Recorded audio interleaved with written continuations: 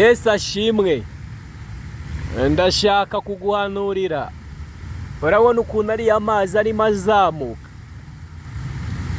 Umaze iminsi ufite ibyifuzo byawe. Warasenze. Usenga iminsi myinshi cyane uvuga ngo Mana ndagukeneye. Amasengesho yawe yarazamutse ariko none, haleluya, none Imana igarukanye igisubizo cy'ikibazo cyawe.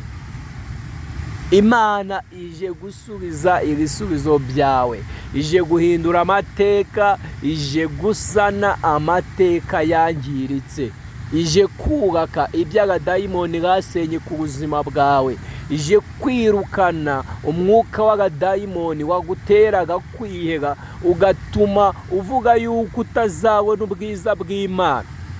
Nonaha avuga ngo nonaha urabona ubwiza bw'Imana. Imana izanye ibisubizo byawe. Uko aya mazi amanuka, uko atemba, nuko Imana iguhaye umugisha, nuko izanye igisubizo cyawe. Umugisha wawe uzatemba ugere ku bantu bose, abantu bose bamenye ko wasenze Imana.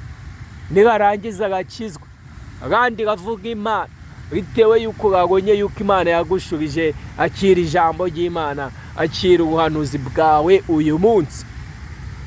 Rero ntukagenda udakoze follow ndetse na subscribe hano kuri Dukuzumuremyi Church online. Unajye YouTube channel ukore subscribe kugira ngo ujye udukurikirana, dusenga Imana isubize ibyifuzo byacu. Murakoze.